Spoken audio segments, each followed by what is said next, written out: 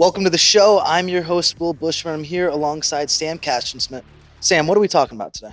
Today, we're going to be talking about kind of the roots of America's education system and how it's surprisingly Christian versus what we see today.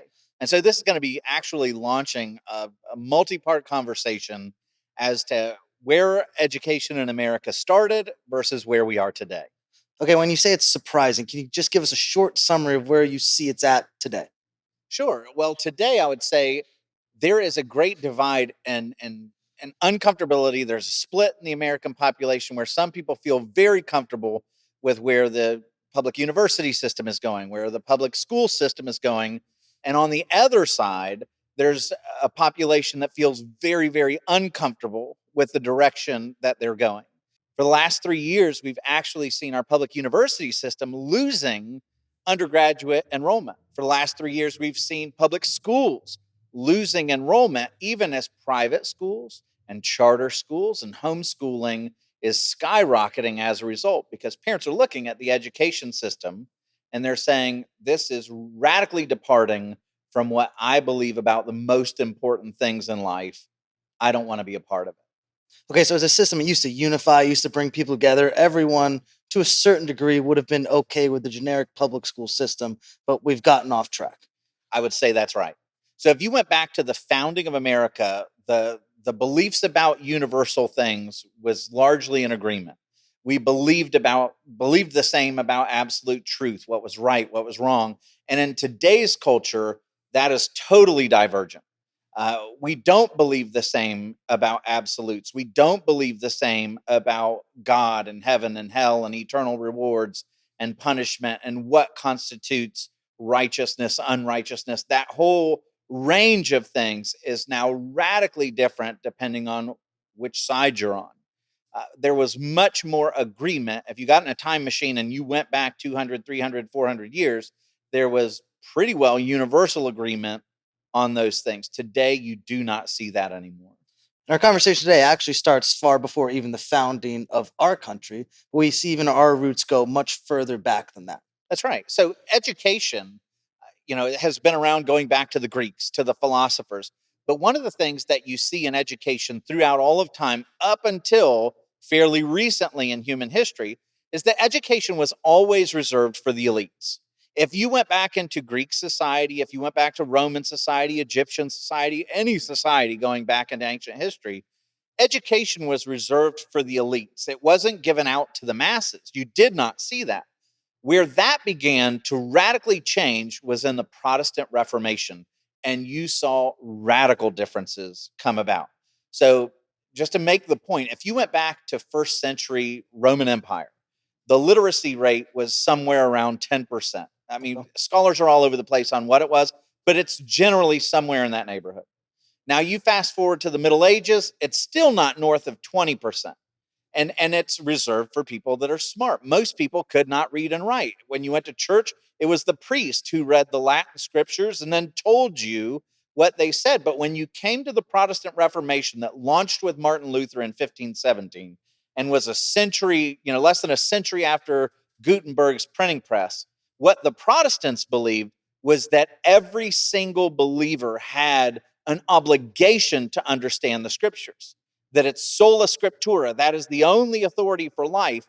And so there was this mass movement in the Protestant church to train up children so that they could read the scriptures. And so what you saw then was in the 16th and 17th century, countries that were overwhelmingly Protestant, like England or the Netherlands, went from being, 12% literacy rates to over 50% in a single century, while the Catholic numbers were still low and nations that were dominated by Hinduism or Islam, they were still in the 10 to 20% range.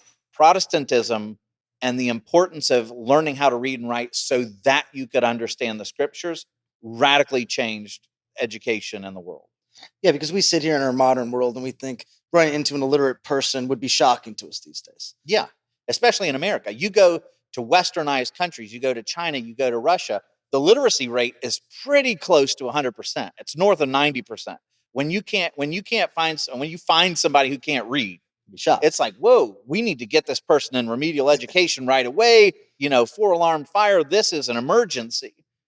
But just 400, 500 years ago, that was not abnormal at all. And if in many cases, still to this day, if you were to go to India, for instance, where Hinduism is, or you went to North Africa or Arabia, where Muslim ideology is dominant, the literacy rates are still significantly less than places that have had Western influence. Because the dividing line for this conversation for us is not just religion versus non-religion, but specifically the Protestant religion that comes and says, hey, the Bible matters, not just the Bible spoken to you from other people, but reading God's word yourself. And that was just a skyrocket for literacy to climb. Yeah, that's right.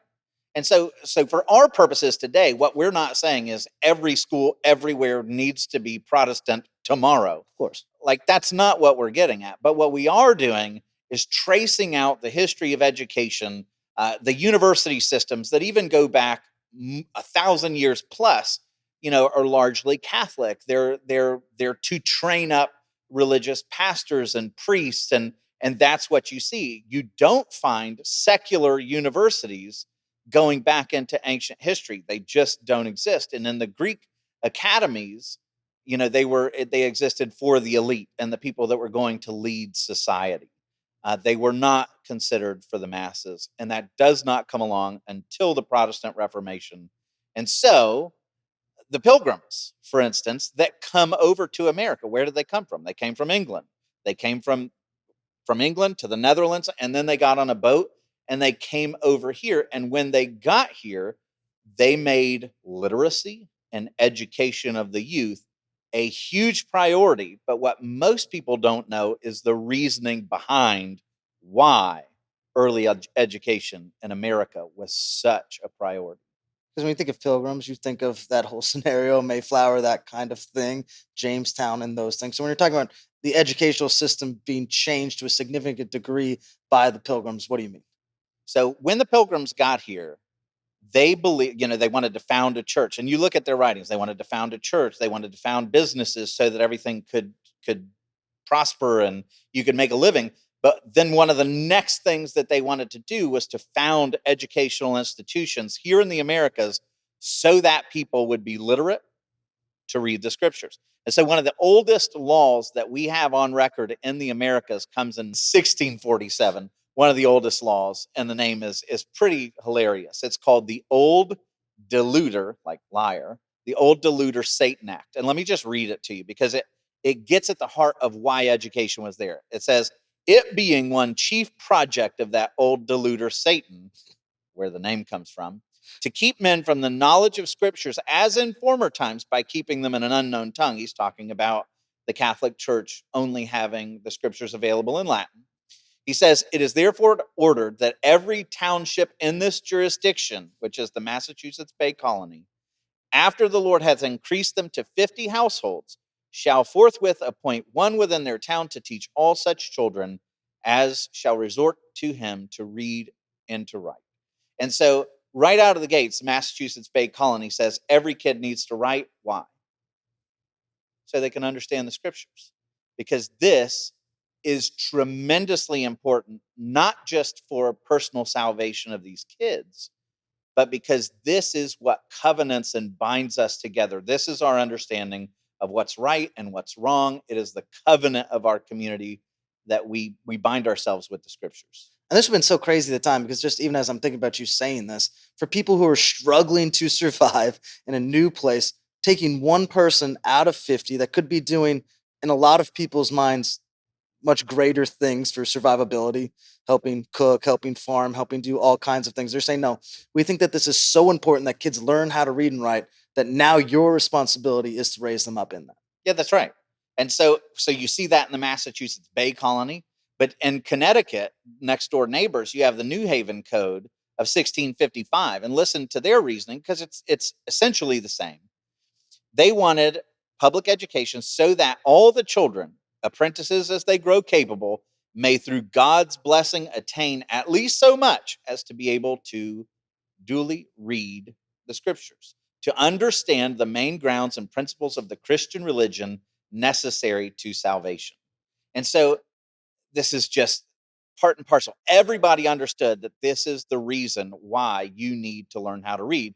And they're coming and living in a world where this is uncommon. Hmm. Literacy is still uncommon when these laws are passing. But in America, they're going to lead the way in literacy. Because most other countries at this time, the older ones weren't thinking in such a way. Correct. Literacy and education, Hmm. again, was reserved for leadership, for the elite, for the wealthy, not for everybody. I think one of the craziest facts I just, as I thought about it, shouldn't be is that in 1436, when Gutenberg invented the printing press, I would think literacy rates would skyrocket. Because now all of this content's able to be produced, all of these writings are able to be mass produced in a way that they've never seen before. So I would imagine that as that stuff went up, so would the literacy rates. Yeah, and there's no question that Gutenberg's printing press played a huge It role did something. in helping literacy along. But what you see is when you look at different countries, the countries that were overwhelmingly Catholic, for instance, like Italy, their literacy rate does not move as quick as countries that are overwhelmingly Protestant, like the Dutch or the English or the Germans. Like their literacy rates take off, whereas Spain, Italy, the predominantly Catholic countries, they linger in the doldrums for a while before they catch up. So the Protestant Revolution had a much bigger impact on that, in conjunction with Gutenberg's printing press and the fact that there was much more available to read. You know, in my former life, I was the headmaster of a school, and one of the jobs that I had was reviewing curriculum that would come in. And when I go back and I look at the curriculum that they were using, back in the 1600s, 1700s, 1800s, it's like none of this would have survived the publishing companies today, right? So, one of the oldest textbooks that was the most popular, and it was published in 1690, was called the New England Primer. And the New England Primer was just chock full of religious references. Like when they were teaching you your letters, every letter had a correspondence, and an overwhelming number of them had a correspondence to something that was biblical. A is Adam, and B is Bible, and U is Uriah, and all of these kinds of stories. And this book was outrageously popular. So just to give some context, there were 5 million copies of this was sold at a time when America's population barely reached 4 million. Wow. So that would be like today selling a book that gets out to 425 million people. That many copies sold. Tremendously popular. All of our founders would have been familiar with this book. And in it, it gave biblical instruction. So imagine reading this in a book today, right? I will fear God and honor the king. Remember, this is before the revolution. I will honor my father and mother. I will obey my superiors. I will submit to my elders. I will love my friends. I will hate no man. I will forgive my enemies and pray to God for them. I will, as much as in lies, keep all God's holy commandments. I will learn my catechism. I will keep the Lord's day holy. I will reverence God's sanctuary, for our God is a consuming fire. And so these were oaths that the children would take each day in instruction that were contained within the New England Primer. All right, so next to the Bible, the New England Primer, best-selling book in America. And it stayed that way until you got to 1836. So it stayed top of the charts. And then it gets replaced by something called McGuffey's Readers. And it's the same idea. It's curriculum. It was approved in 37 different states in the country. It sold 120 million copies up until 1920. And that's in 1920, there was only 106 million people in the country. And it was the same thing. Tremendous amounts of mentions of our religious heritage and what it meant to be a Christian and what the Bible taught. And all of the instruction that was given to primary and secondary children was biblical. And everybody agreed on that back then. This was not a scandalous thing. So 1836 brings us after the Constitution. That's right. So we're now 4 decades plus after the Constitution, and what do you find in American schools? Christian instruction, biblical instruction. Nobody had a problem with it, and like I said, 37 states adopted this as official curriculum for their schools. No one had a problem with it. It was not unconstitutional. And I think one of the shocking pieces about this whole conversation, especially as we look at modern education and the roots of it all is how different the university system was when they were founded than if we looked right now in 2023 at the state of universities. I cannot say enough about how radically different they are.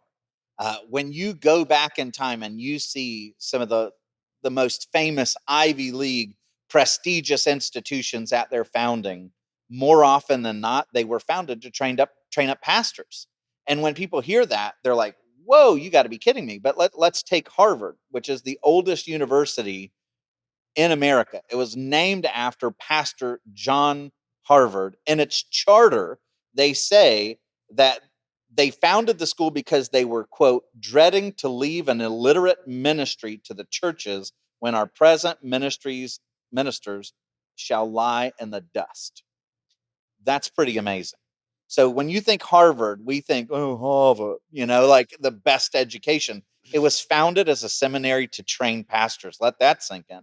Then when you look through their rules of what it meant, the admission standards of what it meant to get into Harvard, rule number one, you have to be able to translate the gospels from the Greek. How you doing? You're a seminary grad. I'm not. I'm not doing great.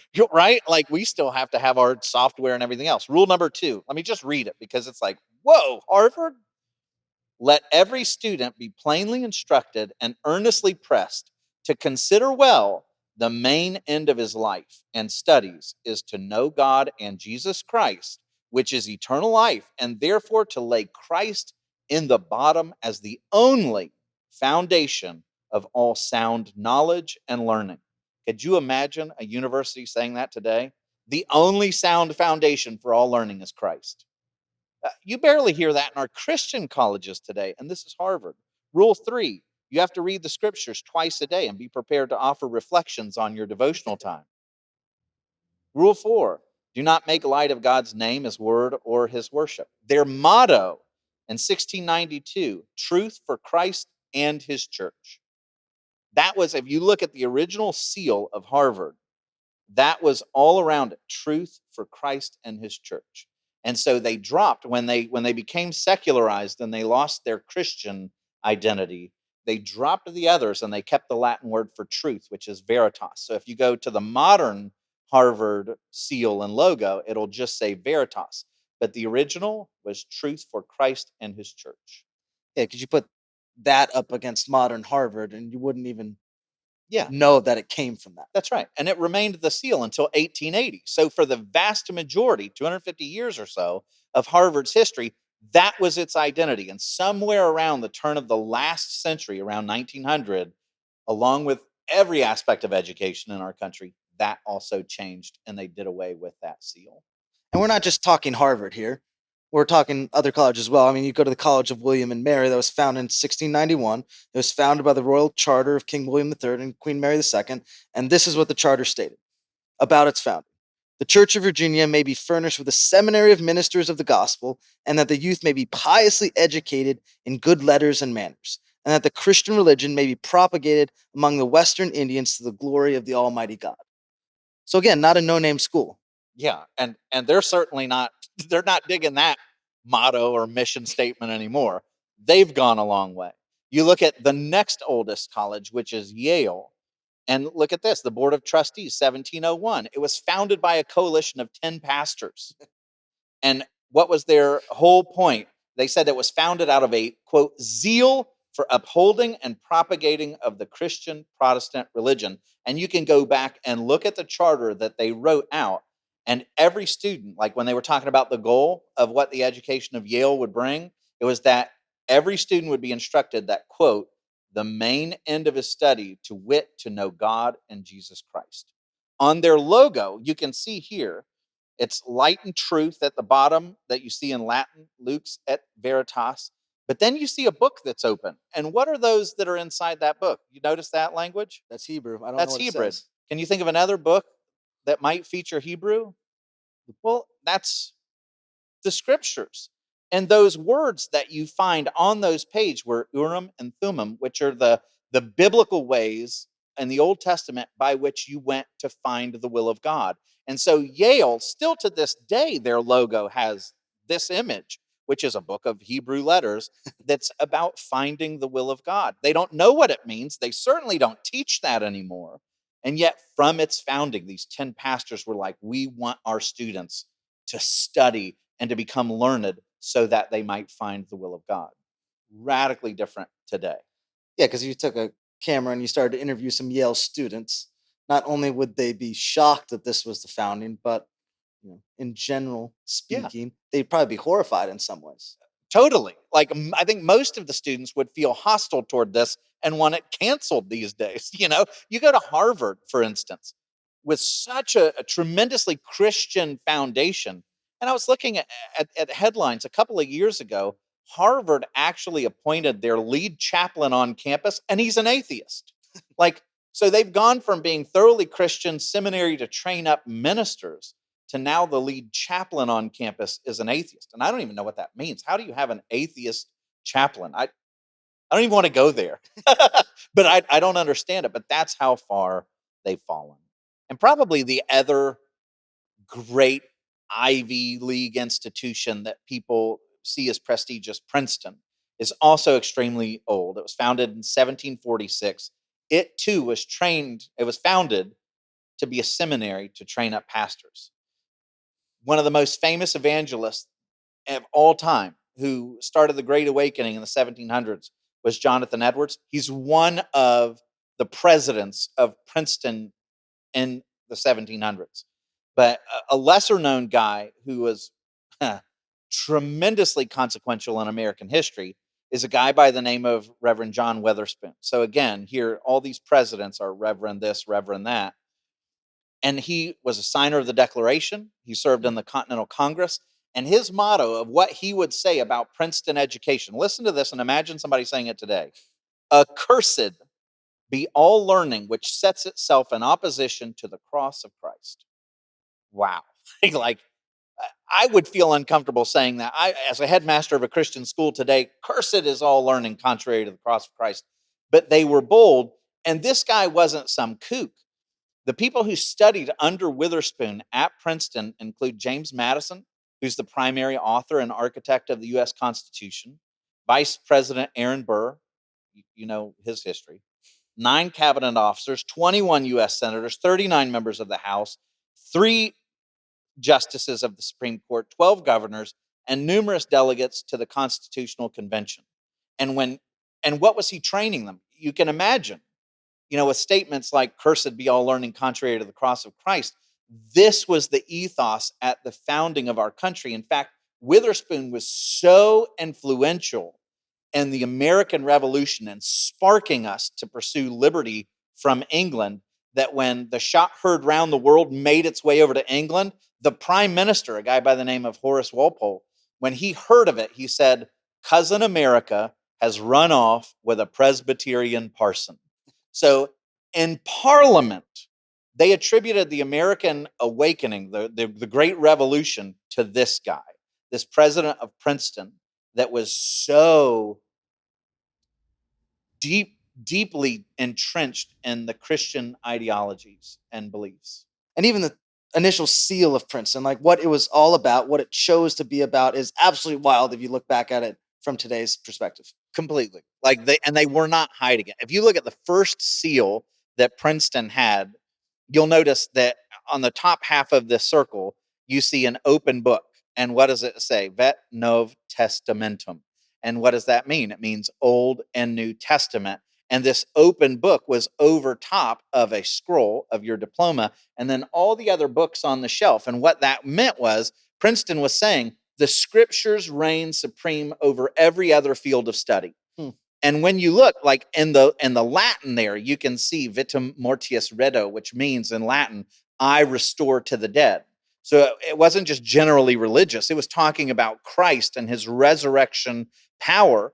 And when Princeton updated that seal, they still kept, like, to this day, if you go on Princeton's campus and you find the seal, you'll find the Latin words. You'll still find the Old and New Testament book open on the shield, but around the edges, you'll find Latin words that literally mean under God's power, she flourishes. And so you still see the legacy at a place like Princeton of this. And this just continues through all the other major Ivy League institutions that were founded way back in antiquity at the founding of our country. Let's just run through these in rapid order. Let's look at the University of Pennsylvania.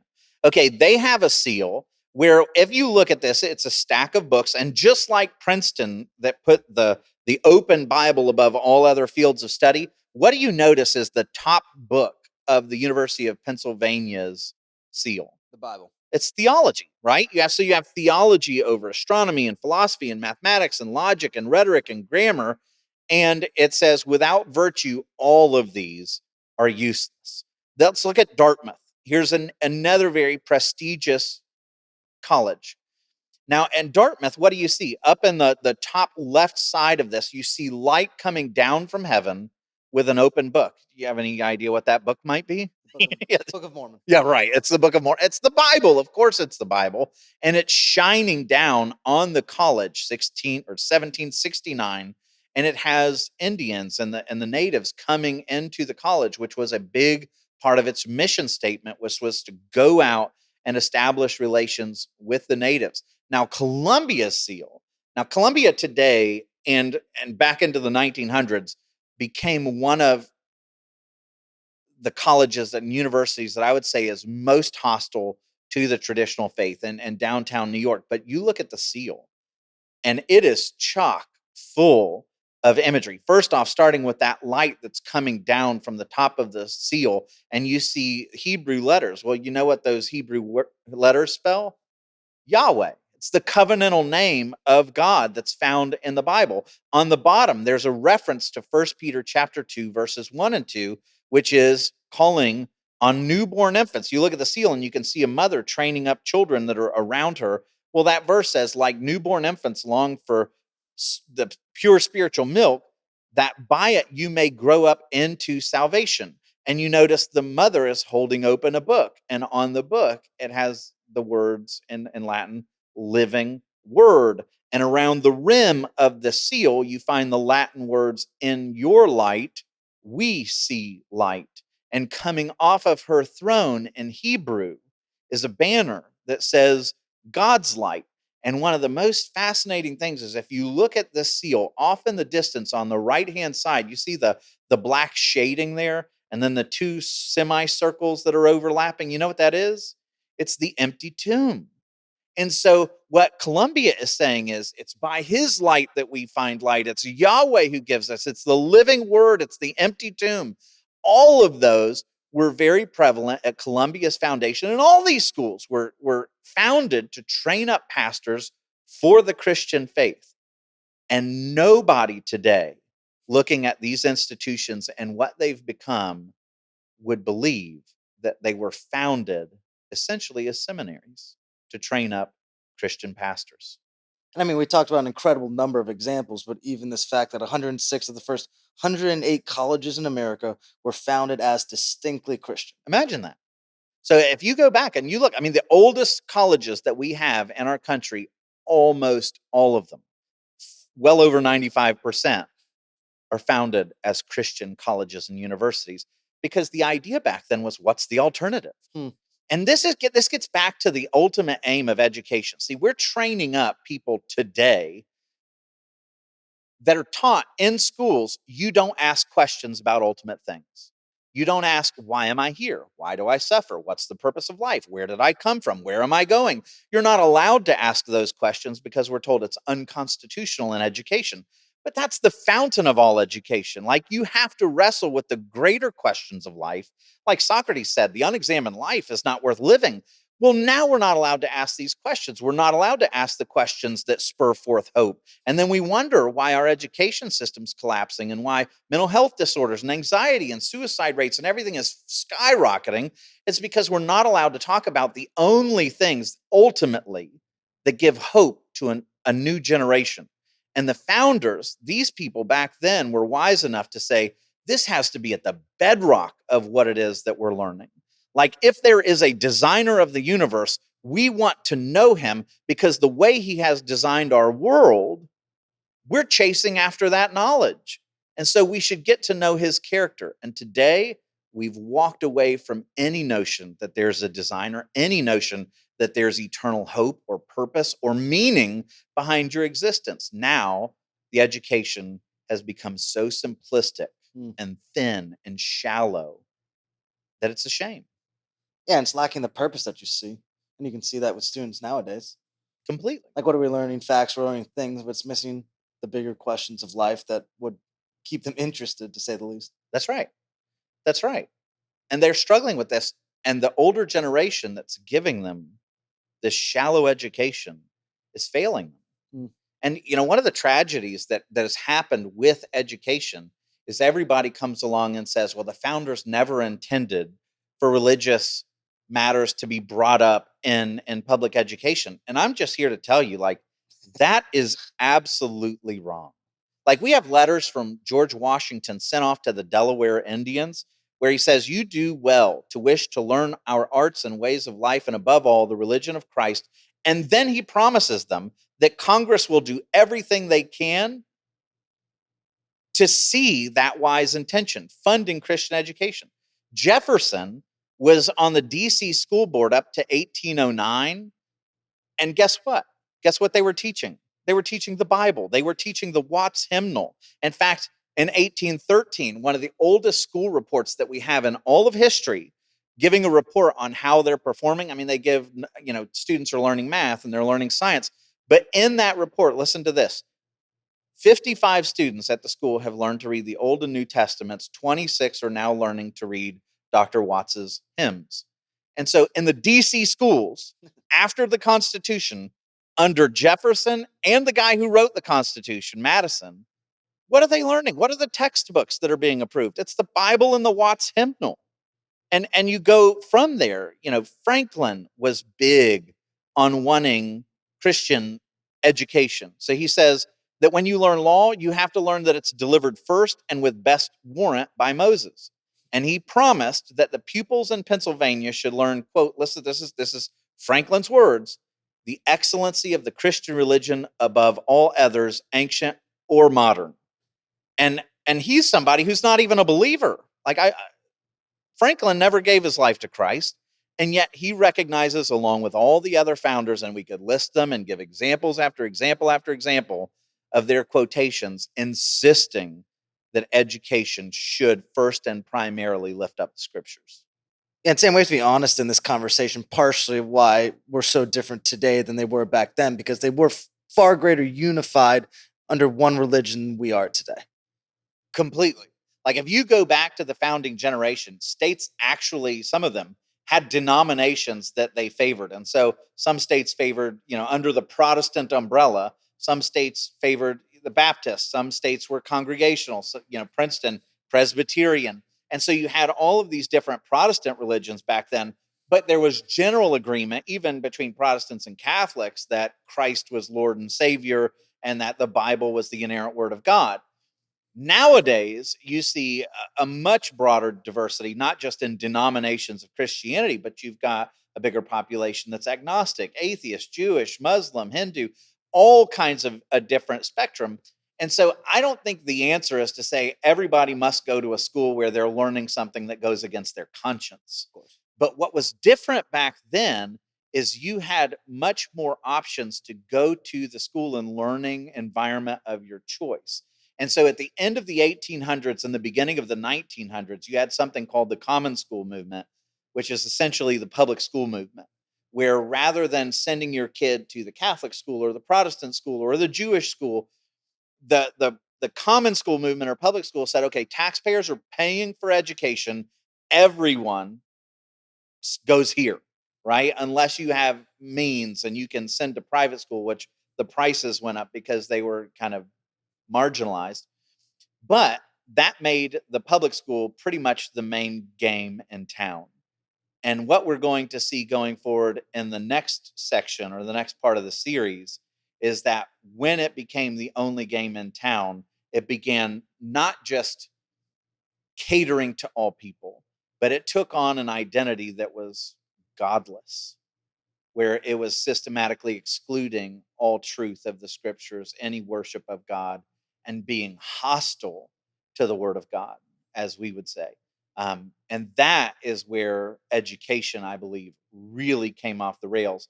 And it wasn't just that it walked away from the Christian faith, there were a lot of other worldviews that came in that gave us the education system that we have today that is really destructive and dangerous. And we're seeing the fruit of that now.